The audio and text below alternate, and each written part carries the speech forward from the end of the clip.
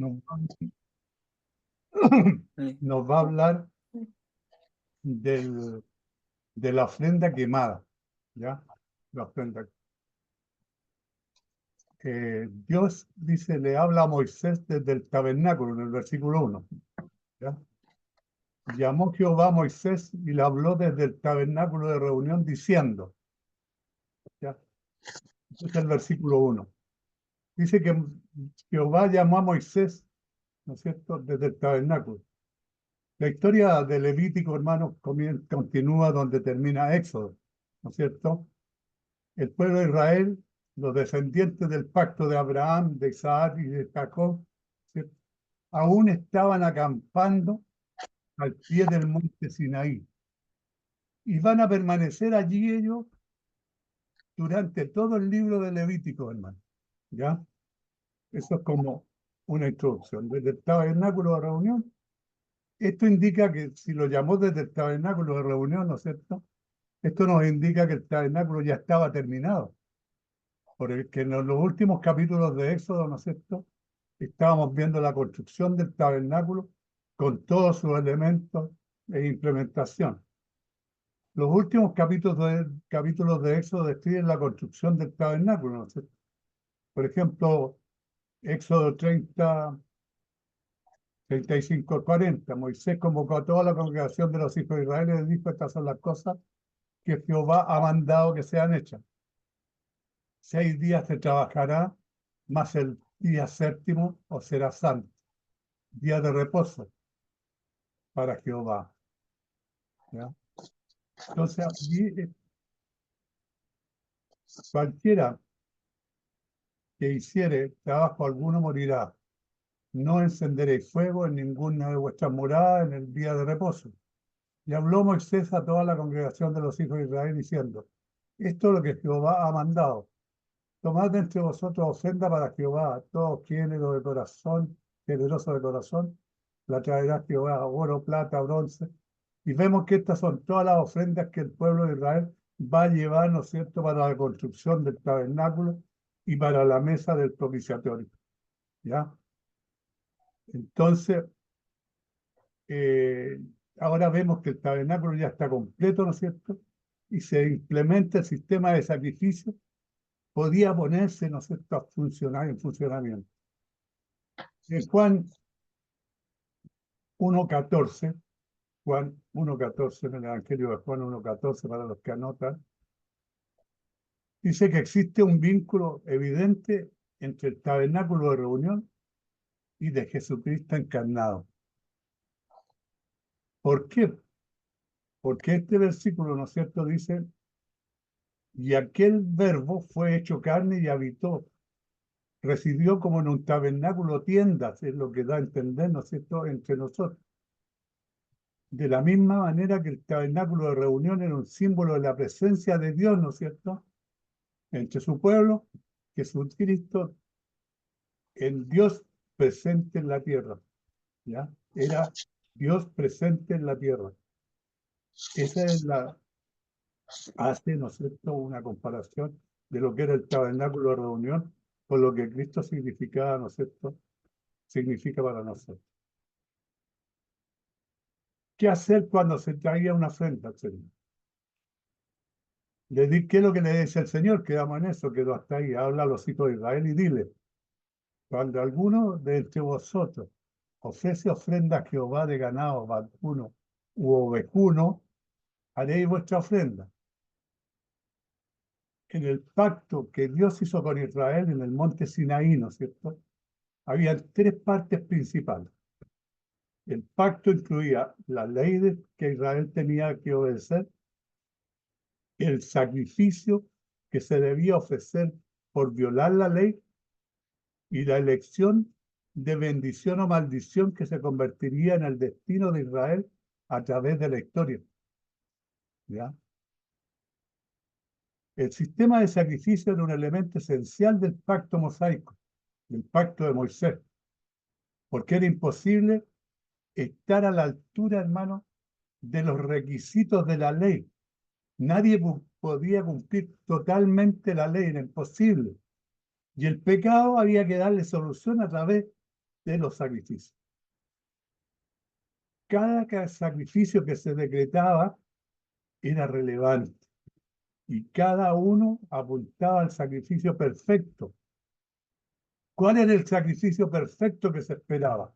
¿Por qué Dios creó su pueblo único, ¿no es cierto?, para que este sacrificio perfecto llegara de un pueblo puro, de un pueblo sin contaminación, ¿ya? El sacrificio perfecto que se esperaba, ¿no es cierto?, era el sacrificio que Jesús ofrecería en su crucifixión. Y esto está en Hebreos 7:27. Dice que no tiene necesidad cada día como aquellos sumos sacerdotes que ofrecen primeros sacrificios por sus propios pecados, porque los sacerdotes ofrecían sacrificios por sus pecados, ¿no es cierto? Cristo no tuvo que ofrecer sacrificios por sus pecados, ¿no es cierto?, y luego por los del pueblo, porque esto lo hizo una vez para siempre, ofreciéndose a sí mismo para nuestra salvación. Para eso, esa es la comparación que hacen, ¿no es cierto?, con los sacrificios que se hacían en ese entonces.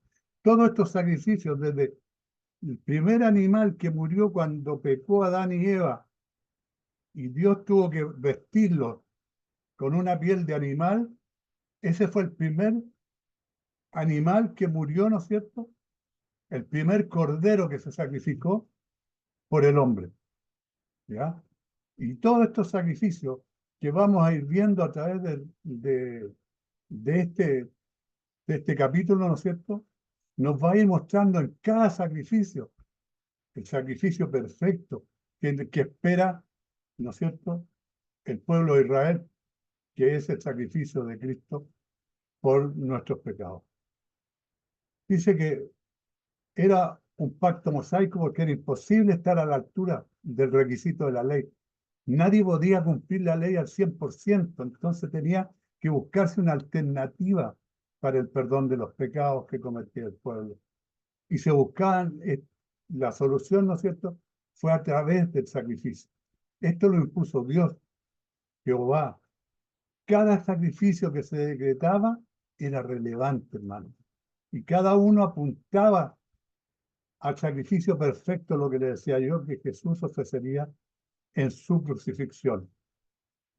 Esto está en Hebreos 7:27, que no tiene necesidad, dice, cada día como aquellos sumos sacerdotes, de ofrecer primero sacrificio por sus propios pecados y luego por los del pueblo, porque esto lo hizo una sola vez y para siempre, ofreciéndose a sí mismo, ¿ya? Y en el 9:11 dice, pero estando ya presente, Cristo sumó sacerdote de los bienes venideros por el más amplio y perfecto tabernáculo, no hecho de mano, no hecho de mano, es decir, no es de esta creación el tabernáculo, y no por sangre de machos cabríos ni de becerros, sino por su propia sangre, entró una vez para siempre en el lugar santísimo. Entonces, habiendo obtenido eterna bendición, porque si la sangre de los toros y de los machos cabríos y las cenizas de la becerra rociada a los inmundos santifican para la purificación de la carne, cuánto más la sangre de Cristo, hermano, cual mediante el Espíritu eterno se ofreció a sí mismo sin mancha a Dios, limpiará nuestras conciencias de obras muertas. ¿Para qué? Para que sirvamos al Dios vivo. Así que por eso es mediador de un nuevo pacto, para que interviniendo muerte para la remisión de las transgresiones que había bajo el primer pacto. En el primer pacto hubieron transgresiones. Ese pacto quedó, ¿no es cierto?, de lado. El nuevo pacto, el pacto que a nosotros nos rige, es el pacto de Cristo. Los llamados reciban la promesa de la herencia eterna, porque donde hay testamento es necesario que intervenga muerte del testador. Para que tengamos la herencia, primero tiene que morir el que hace el testamento, ¿no es cierto? Acá es lo mismo, para que haya un testamento, tenía que morir, ¿no es cierto? El que nos iba a testar la vida eterna, tenía que morir. Se confirma, pues, que no es válido, entre tanto, que el testador vive. Mientras el testador esté vivo, el testamento no es válido, la herencia no es válida, ¿ya? Esto no fue el comienzo del sistema de sacrificios de Dios, que de sacrificio, Dios Adán conoció los sacrificios, ¿no es cierto? En Génesis 3:21 yo le estaba contando, igual que Caín y Abel en Génesis 3, 4, 3, capítulo 4, 3 y 4 versículos. Y aconteció dando el tiempo que Caín trajo del fruto de la tierra una ofrenda a Jehová, y Abel trajo también de los primogénitos de sus ovejas, de los más gordos de ellas, y miró Jehová con agrado a Abel y a su ofrenda. ¿Ya? Igual que Caín y Abel en Génesis 4, 3, 4. Y aconteció andando el tiempo que Caín trajo del fruto de la tierra una ofrenda a Jehová, y Abel trajo también de los frutos primogénitos de sus ovejas, de los más gordos. Y miró Jehová con agrado a Abel y su ofrenda, y no la de Caín. Y en Noé, ¿no es cierto? En Génesis 8, 20 al 21, dice, y edificó Noé un altar a Jehová y tomó de todo animal limpio y de toda ave limpia y ofreció holocausto en el altar. Y percibió Jehová olor grato y dijo, Jehová en su corazón, no volveré más a maldecir la tierra.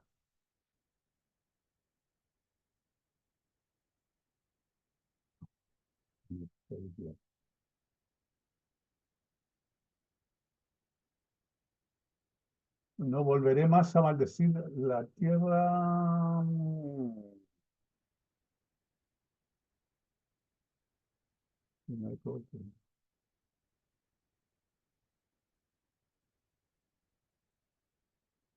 No volveré más a maldecir la tierra, no sé, a causa del hombre, porque el intento del corazón del hombre es malo desde su juventud, y volveré más a destruir todo ser viviente como lo he hecho. ¿Ya? Esto está en Génesis 8, 20 y 21. Israel ofrecía sacrificios en la Pascua. Esto está en Éxodo capítulo 2. Antes del libro de Levítico, en Job 1:5, y acontecía que habiendo pasado el turno, en turno los días del convite, Job enviaba, acordémonos de Job, quién era Job, qué es lo que le pasó a Job, ¿no es cierto? Por ser fiel a Dios, cuando Satanás se paseaba por la tierra, ¿no es cierto? Llegó ante Jehová y Jehová le dijo, ¿no has visto a mi hijo Job? Le dijo que es fiel y le mostró todas las virtudes y él le dijo, por algo te es fiel, le dijo, por los intereses, ¿ya? Y entonces aquí, en este versículo, toca que acontecía que habiendo pasado en turno los días del convite, Job enviaba y los santificaba y se levantaba de mañana y ofrecía holocausto conforme al número de todos ellos. Porque decía Job, quizá habrán pecado mis hijos y habrán blasfemado contra Dios en sus corazones. De esta manera hacía todos los días el justo Job. Hacía sacrificio porque sus hijos se reunían en fiesta en la casa de sus hijos. Y él no sabía si pecaban o no, pero él por si pecaban ofrecía sacrificio a Jehová, ¿no es cierto? Por los posibles pecados que sus hijos hubieran cometido. En Éxodo 10:25 se menciona, y Moisés respondió, tú también nos darás sacrificios y holocaustos que sacrifiquemos para Jehová nuestro Dios. Ya se mencionan los holocaustos. En Moisés ya se mencionaba. La idea, hermano, del sacrificio a los dioses no era exclusiva de Israel. Otras naciones y culturas practicaban también estos sacrificios, que a menudo incluían esencialmente sacrificios humanos.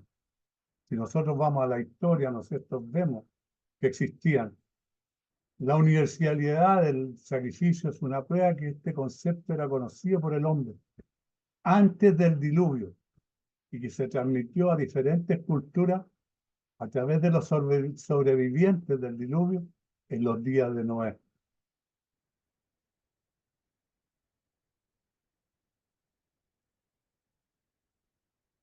Ofrece ofrenda a Jehová, debido a que el sacrificio ya era conocido por Israel. Estas instrucciones para los sacerdotes no eran particularmente nuevas. En su mayoría era una aclaración, hermano, de un fundamento que ya Israel conocía a través de las tradiciones de sus padres. ¿Ah? Ellos ya conocían de qué se trataba esto. Y Dios tuvo un sabio acierto al instalar la ley de los sacrificios en esta época, hermano. Antes de que se construyera el tabernáculo de reunión, no existía un lugar específico para los sacrificios. Ahora sí con el tabernáculo. Y los procedimientos para los sacrificios no podían establecerse ni regularse realmente. Sin embargo, ahora con la finalización del tabernáculo, Israel podía traer su sacrificio a un lugar y seguir los mismos procedimientos para cada uno de ellos. En los primeros 7 capítulos de Levítico, hermano, versan sobre las ofrendas personales y voluntarias. Los capítulos del 1 al 5 son en su mayoría instrucciones para las personas que traen la ofrenda, ¿ya? Y los capítulos 6 y 7 son principalmente instrucciones para los sacerdotes en relación con las ofrendas. Para presentar todas las diversas perfecciones de Cristo y los diversos beneficios de su muerte, al haber sido un sacrificio verdadero, como los diferentes deberes que los hombres tienen con su Creador y Redentor, todo lo cual no podría expresarse tan bien a través de una sola clase de sacrificio, hermano. El hecho de que Dios diera tantas instrucciones expresas sobre cómo ofrecer sacrificios muestra que este no era un asunto que Dios dejara a la creatividad del hombre, ¿ya? O del pueblo de Israel en forma individual. Ellos no eran libres de ofrecer sacrificios de manera que quisieran, incluso si lo hacían con sinceridad. Dios exigía la humildad, la obediencia de su pueblo. En el sistema de sacrificios, cada uno tenía que llevarse a cabo de una manera centrada en Dios, no en el hombre. Los sacrificios eran todos centrados en Dios, no en el hombre, ¿ya? Ahora ellos las ofrendas podían ser de ganado u ovino. ¿Ah? Haréis vuestras ofrendas, le dice el Señor. Esto significa que un adorador israelita no podía ofrecer un animal salvaje, hermano. Tenía que ser un animal domesticado que perteneciera a él. Solo podía traer ganado domesticado, vacuno u ovino. Cada animal formaba parte del inventario, ¿no es cierto?, de los animales de los israelitas. Para obtener la tela, la leche y todos sus productos y la carne. Entonces, de esos animales tenían que entregar a Dios, ¿no es cierto? Del ganado vacuno o ovino, significaba que el sacrificio costaba algo, tenía algún valor. Había un sacrificio, ¿no es cierto?, económico, digamos así, ¿ya? Al tener que sacrificar un animal que le producía la leche, la carne, ¿no es cierto?, y todos los beneficios, y tener que sacrificárselo a Dios, ya era un sacrificio económico. En Números y Ezequiel, así como en Levítico, la palabra hebrea para ofrenda es un término muy general, usado para designar toda cosa dada como sacrificio a Dios. En Nehemías 10:35 dice: y cada año traeríamos a la casa de Jehová las primicias de nuestra tierra y las primicias de frutos de todo árbol. ¿Qué es lo que son las primicias? Son los primeros frutos, las primeras cosechas, ¿no es cierto? Lo primero que se cosechaba de esas primicias tenían que ser entregadas a Jehová. como también de la fruta de los árboles.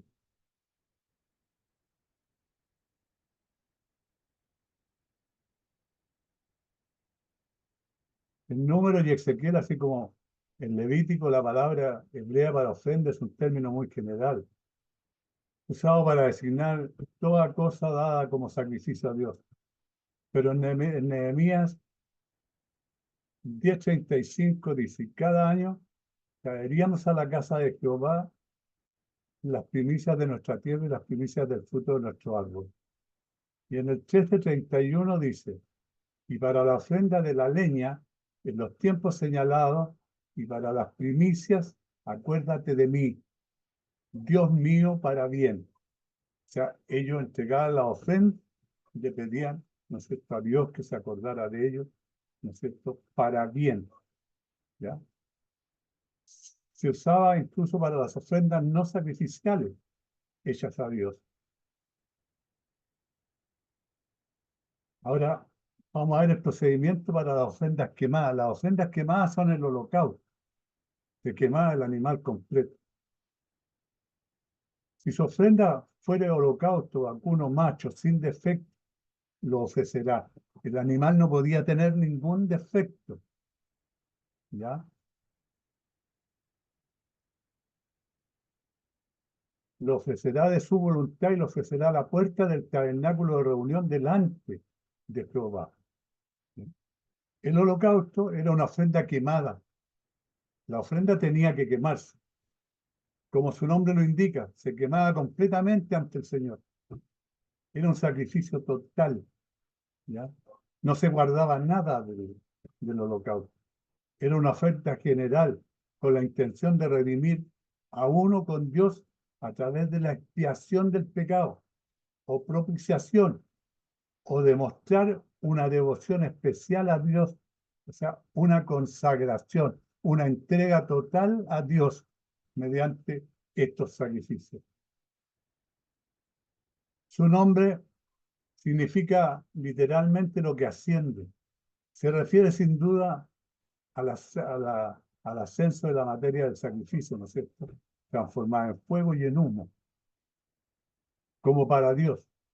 Por lo tanto, la idea central de este sacrificio, como se deduce por su nombre y se confirma con su forma, es la entrega de todo el ser en una ofrenda voluntaria de sí mismo y que se sostiene mediante la llama de una intensa consagración a Dios, ¿ya? O sea, no es solamente quemar el sacrificio, sino que Dios les pedía la consagración completa del que ofrecía el sacrificio, ¿no es cierto? Que se consagrara a Dios.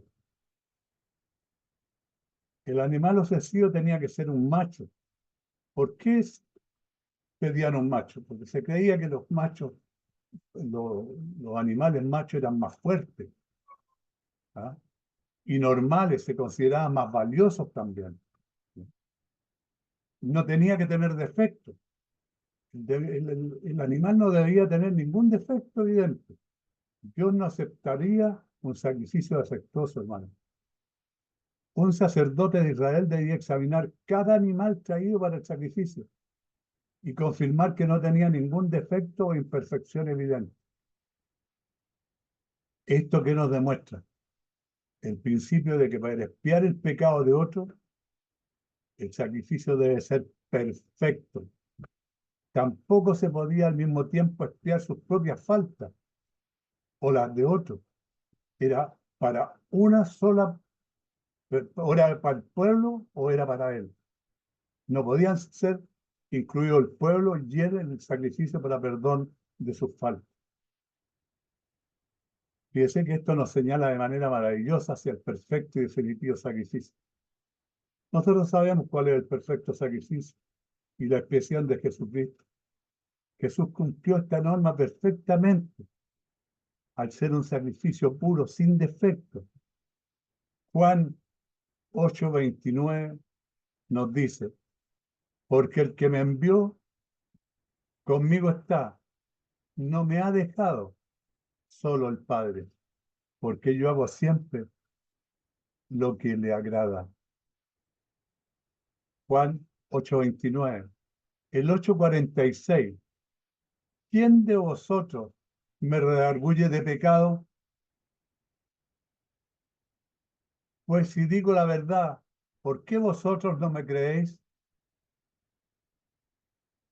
El 14:30, Juan 14:30.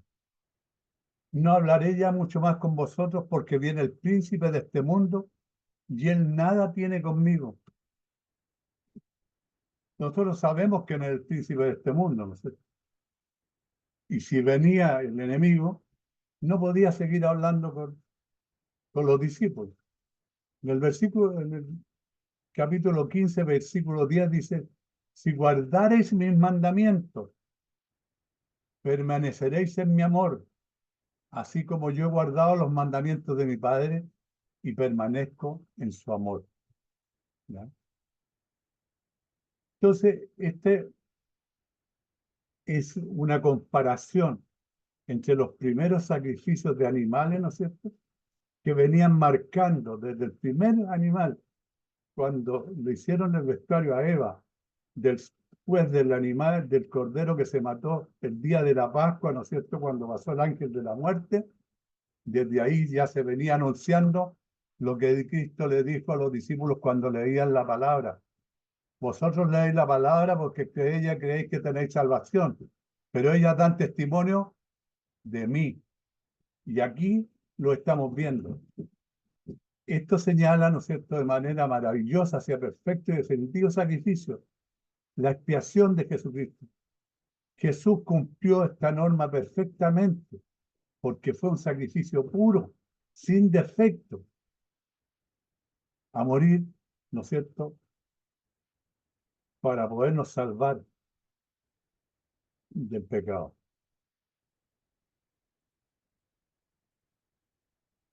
Esto demuestra, ¿no es cierto?, el principio de que Dios quiere lo mejor de nosotros, hermano. No quiere menos. Y merece lo mejor, Dios. Dios merece lo mejor, hermano. No podemos estarle dando lo que nos sobra o, o cualquier cosa. Tenemos que dar lo mejor de nosotros. Un labrador en el antiguo Israel podría sentirse contento al darle a Dios un animal enfermo e inútil. ¿Qué cree usted? Porque le costaría poco. Existen muchas anécdotas dentro de la historia, divertidas, que ilustran esta tendencia de dar a Dios cosas menores, sin valor. Entre ellas se menciona en historia, y yo la vi aquí, hermano, porque me llamó la atención, porque es para la risa. Entre ellas se menciona la historia de un labrador cuya vaca dio a luz gemelos, o sea, dio dos terneros a luz, y juró que le daría uno de los terneros a Dios. Él no decidía cuál ternero dar a Dios, ¿ya? Hasta que un día uno de ellos murió. Entonces le dijo a su mujer, adivina quién es. El ternero de Dios murió hoy. ¿Se imaginan la actitud? Él le había ofrecido uno de los terneros a Dios, pero justo el ternero que murió era el de Dios. Nosotros no podemos ser iguales, hermano. Tenemos que dar lo mejor. Y si lo prometemos, debemos cumplirlo. Esta no debe ser nuestra actitud, porque aunque lo mejor de nosotros es pobre, lo que damos debe ser lo mejor que tenemos. Dentro de nuestra pobreza, dentro de nuestra miseria, siempre lo mejor es para el Señor. Lo primero que se aborda en este capítulo es la ofrenda quemada, lo que sugiere la necesidad de una dedicación personal a Dios. ¿Ah? Aquellos son admitidos en lugar de adoración, son los que han fallado completamente a rendir su vida a Dios de manera perfecta. Por lo tanto, la ofrenda que trae debe ser sacrificada y quemada. ¿Por qué? Porque ellos le fallaron a Dios y tenían para perdón de sus pecados, ¿no es cierto?, tenían que traer una ofrenda para ser quemada. Lo que pasa es que Israel no siempre estuvo a la altura de este precepto. Y mucho más tarde el profeta Malaquías reprendió a Israel por ofrendas, por ofrecer a Dios sacrificios inferiores. Y cuando ofrecéis el animal ciego para el sacrificio, ¿no es malo? Asimismo, cuando ofrecéis el cojo o el enfermo, ¿no es malo? Preséntalo, pues, a tu príncipe. ¿Acaso se agradará de ti o le será acepto? Malaquías 1:8 nos cuenta: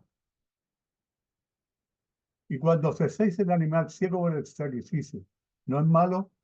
Asimismo, cuando ofrecéis el cojo, el enfermo, ¿no es malo? Si se lo presentas a tu príncipe, ¿acaso se agradará de ti o le serás acepto? Dice Jehová de los ejércitos.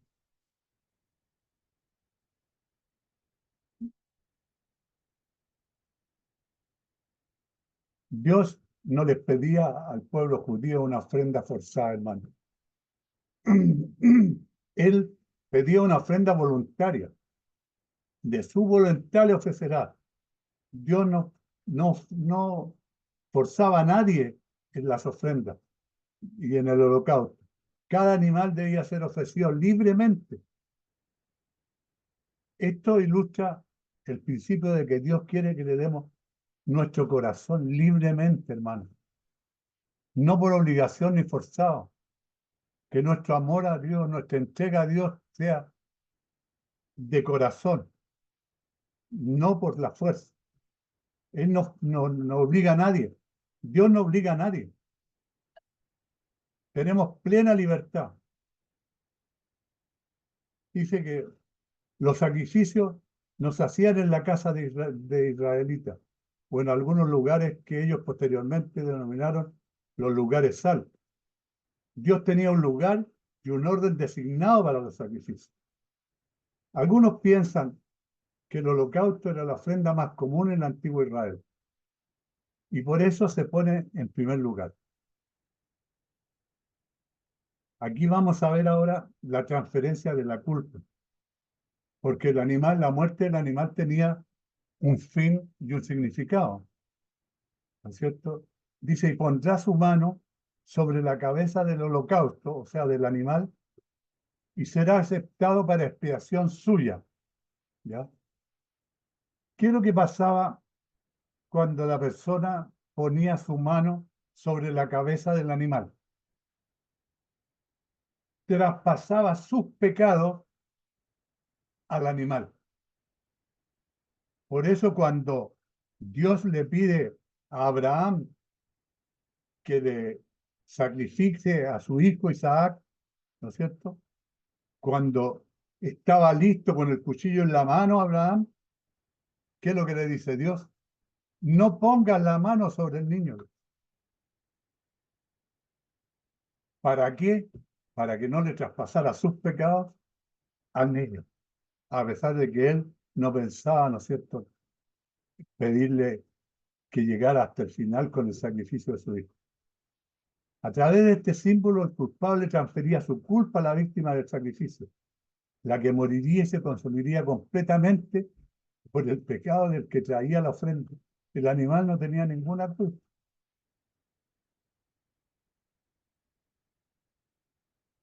No era suficiente que la víctima simplemente muriera. El que recibía la expiación tenía que identificarse activamente con el sacrificio. De la misma manera, no resulta suficiente saber que Jesús murió por los pecados del mundo. El que recibe la expiación de Jesús debe acercarse e identificarse con él. ¿Quiénes recibimos la expiación de Jesús? Fuimos nosotros. Entonces nosotros tenemos que acercarnos a este Jesús. Y estos sacrificios nos están acercando al sacrificio, ¿no es cierto?, que tenía que ocurrir en el momento en que Dios lo dispusiera.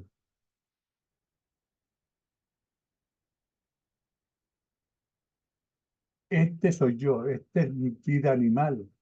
Morirá como yo debería morir. Eso es lo que decía la persona que ofrecía el holocausto. Y subirá como los gratos a Jehová, como mi ser debería hacerlo. O sea, como yo debería hacerlo así subirá el olor grato a Jehová. Pero como él no podía hacerlo, sacrificaba a un animal. Por medio de este gesto, la persona que ofrece el sacrificio se identifica a sí mismo como quien ofrece el animal. Y en cierto sentido, se ofrece a Dios a través del animal del sacrificio. Él se ofrece a Dios a través de ese animal sacrificado. En Levítico 16:21, en el ritual del día de la expiación, poner las manos sobre una ofrenda se asociaba con la confesión de los pecados, hermano. Y debemos asumir que la confesión acompañaba al acto de poner las manos, puesto que el adorador identificaba su propósito al traer una ofrenda. Él santificaba sus pecados, ¿no es cierto? Y los ponía en esa ofrenda. Su mano, es decir, ambas manos. Levítico 8, 14 al 18.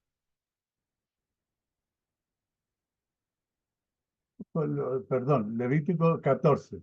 Luego hizo traer al becerro de la expiación y Aarón y sus hijos pusieron sus manos sobre la cabeza del becerro de la expiación. ¿Ya?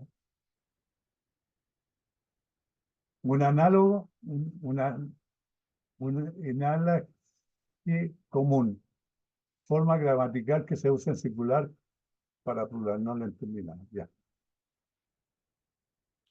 En Levítico, en el 18, o sea, 8:18 dice: después hizo que trajeran el carnero del holocausto y Aarón y sus hijos pusieron sus manos sobre la cabeza del cordero, lo mismo.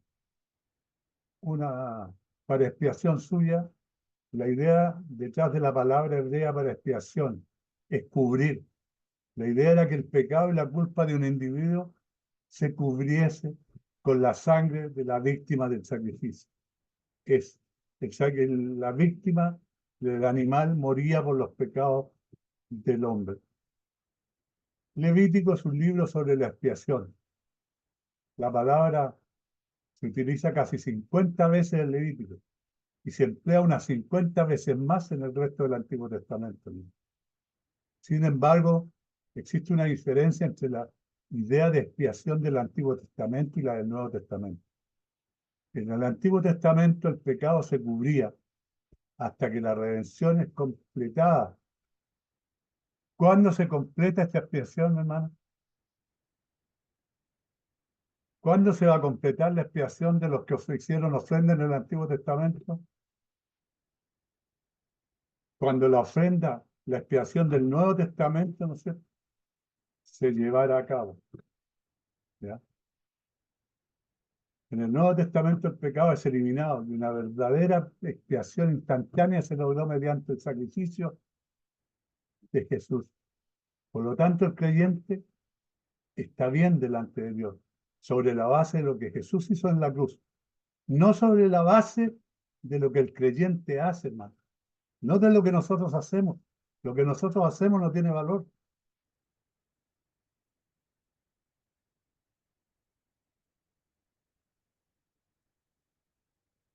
Existen dos religiones dominantes en nuestro alrededor en el presente y se diferencian principalmente en cuanto al tiempo verbal. ¿Ya? La religión general de la humanidad es hacer. No sé si me explico.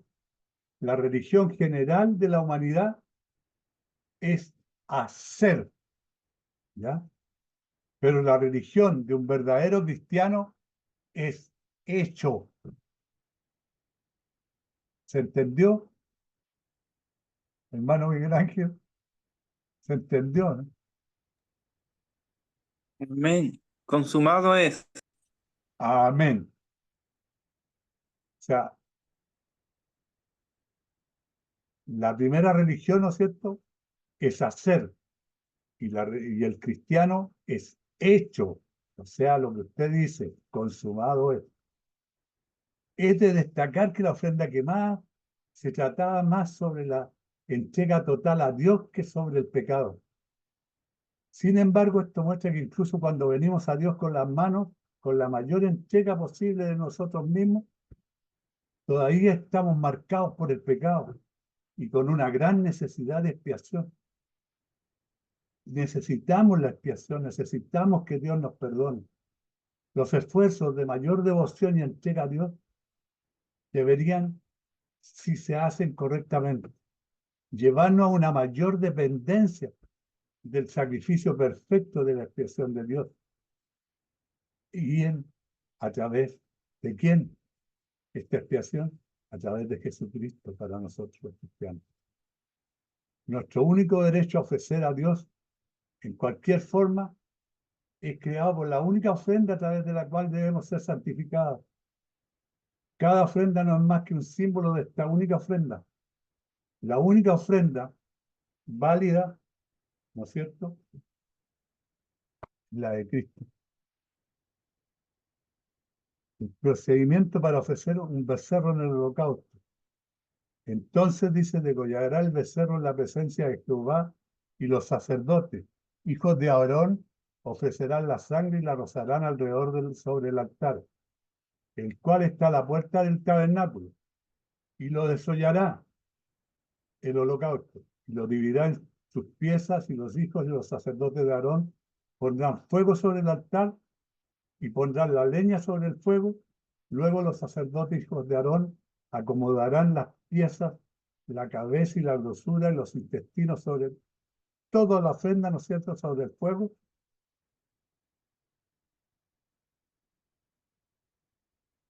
como ofrenda para que llegue como olor grato a Jehová. Dice hecho, degollará al becerro. Parece que el que traía la ofrenda ponía la mano y hacía el trabajo de degollar al animal. En cada lugar se menciona el acto de poner las manos, ¿no? Era traspasar los pecados al animal. Nosotros también hicimos lo mismo. También hicimos lo mismo con nuestro Señor. También traspasamos nuestros pecados.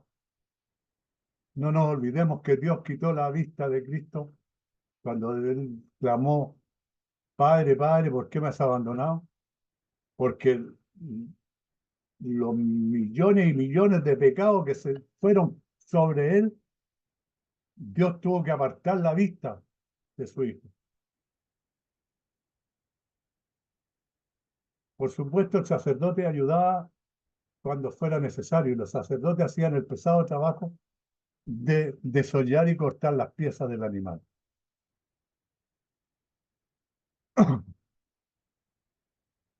Ofrecerán la sangre y la rociarán alrededor.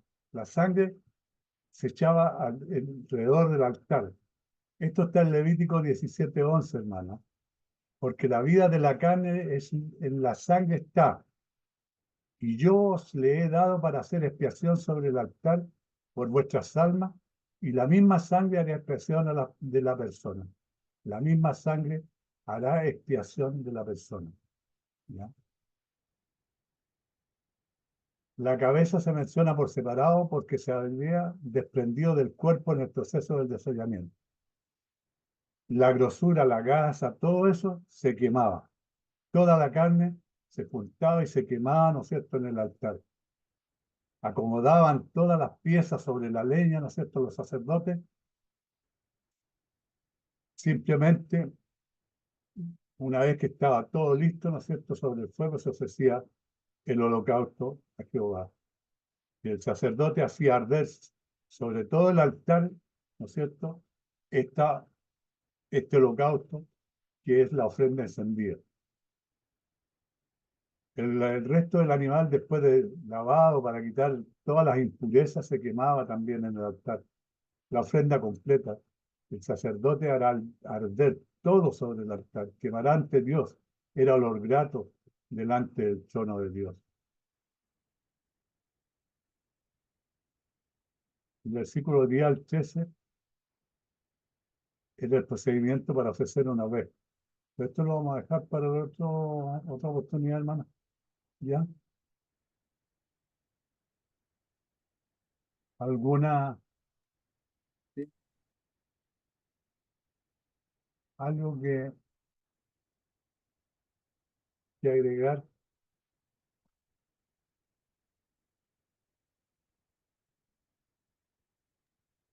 hermano. Y me voy del Levítico, pero fíjense lo que dice Lucas en el camino de a Emaús.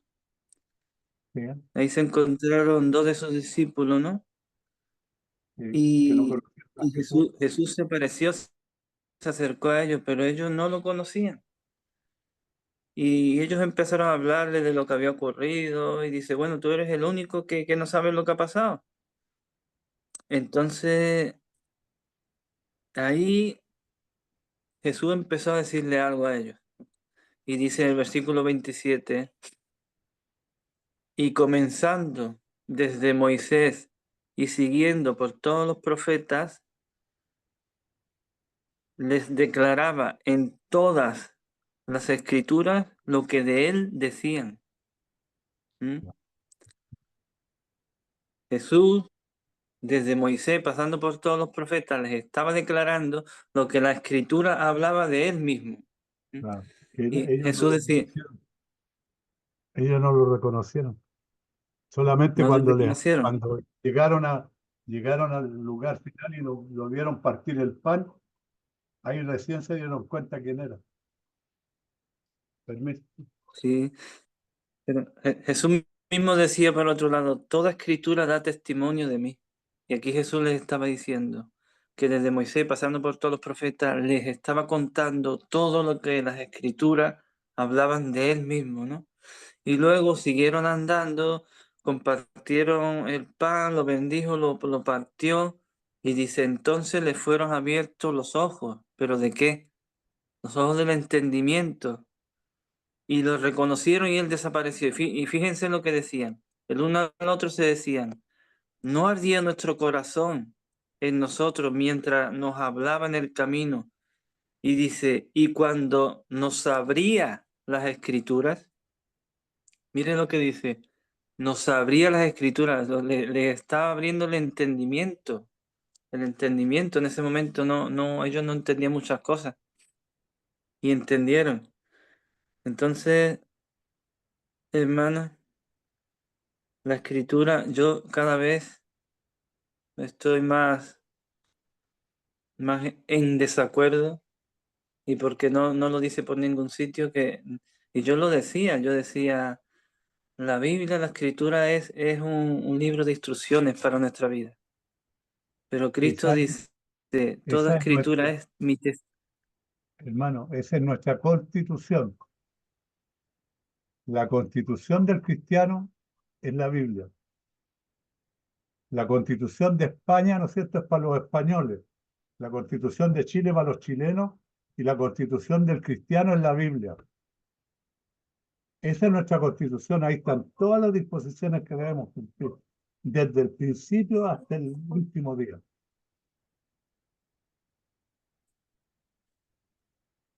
Cristo dice, toda escritura da testimonio de mí, la escritura es testimonio de Él, es su testimonio. Pero si Entonces, lo estamos viendo a claro, través de la palabra, desde Génesis hasta Apocalipsis, ¿habla de quién? Habla de Cristo. habla de Él, habla de Él. Sí, Entonces, nosotros, primero que antes la escritura no estaba separada por capítulos, o sea, por versículos, era entero, antes era entero. No tenía los versículos, solo lo separó el hombre. el hombre. Entonces, ahora tomamos la escritura y hacemos enseñanza para mejorar nuestra vida. Pero Dios dice, eso es todo lo contrario que yo quiero para vosotros, porque si mejoramos nuestra vida, no podemos dar a conocer a Cristo, no lo podemos conocer. Si nosotros decimos, Señor, danos fuerza, y la Escritura dice, en mi poder se perfecciona en tu debilidad. Cuando tú eres débil, yo me perfecciono. Y si pedimos fuerza, no vamos a conocer a Cristo, no se va a perfeccionar Cristo en nosotros, imposible, imposible. Entonces, ¿qué tenemos que hacer? Bajar los brazos, bajar los brazos. Porque ya no es ya no es porque hagamos un esfuerzo, no tenemos que hacer esfuerzo, sino rendición, rendirnos a Cristo. Y Cristo está en nosotros. Es rendirnos a nuestra naturaleza. Así como Él se entregó por nosotros, nosotros debemos entregarnos a Él. Una entrega total, un abandono a Entrega Él. total. Hermanos, Entonces, sí, seguí. Pensé que habías terminado. nosotros tenemos que Entonces, conocer, nosotros estamos y tenemos que conocer, y como se dice, ¿no? Ministros competentes del nuevo pacto. Nosotros estamos en ese nuevo pacto. Dios hizo No, mucho pacto con el hombre. Hizo pacto con Noé, hizo otro pacto, pero eran pactos que tenían fecha de caducidad. Pero nosotros estamos en el nuevo pacto. El pacto es de Dios con Jesús. Es un pacto eterno. Y en ese pacto eterno nos dio vida en Él. En ese pacto estamos. Ahí tenemos que nosotros, nuestra posición es en el nuevo pacto y tenemos que, sobre todo, centrarnos en el nuevo pacto que hay, en el que estamos nosotros. ¿Mm? Todos los anteriores, los pactos antiguos, dice la Escritura. Dice, todo lo anterior son figuras, sombras y señales de lo que había de venir. ¿Y qué es lo que había de venir? Es Cristo. Y Cristo es en nosotros y nosotros en Él. Entonces nosotros tenemos que seguir a Cristo y no a una sombra de lo que era Cristo. Toda la Escritura señala a Cristo. Todo es testimonio de Cristo. Todo. Y lo podemos conocer en el Antiguo Testamento, a Cristo lo estamos conociendo también.